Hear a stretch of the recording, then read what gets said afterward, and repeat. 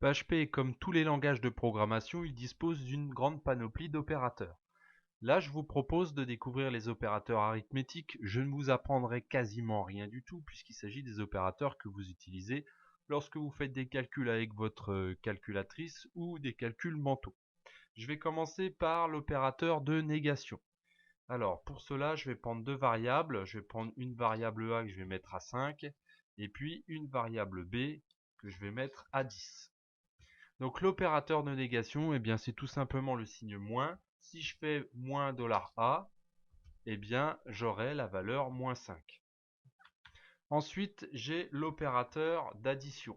Donc comme son nom l'indique, il s'agit de faire une addition. Donc c'est le signe plus, jusque-là, aucun problème.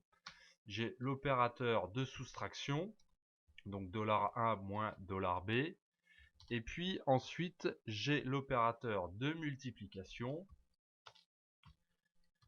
suivi de l'opérateur de division. Et là, un opérateur peut-être un peu moins connu, c'est le modulo. Alors le modulo renvoie le reste d'une division. C'est aussi simple que ça. Donc c'est le modulo. Donc il retourne le reste d'une division. Par exemple, si vous divisez 10 par 2, vous avez un reste de 0.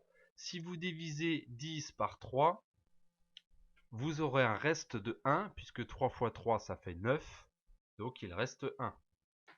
Ensuite, vous avez un opérateur que les gens connaissent moins, c'est le double étoile. Et en fait, c'est tout simplement l'opérateur exponentiel. Donc très pratique pour exprimer des puissances. Donc ici, cela revient à faire $A. Alors je vais faire la notation comme ça, à la puissance $B, puisque c'est la notation qu'on utilise sur nos calculatrices la plupart du temps. Donc ça a été introduit en PHP 5.6, c'est pour ça que certaines personnes ne le connaissent pas. Avant, il fallait utiliser une fonction. C'en est déjà terminé pour les opérateurs arithmétiques, mais ne vous inquiétez pas, il en reste encore de nombreux à étudier, ce que je ferai au travers des cours. À bientôt!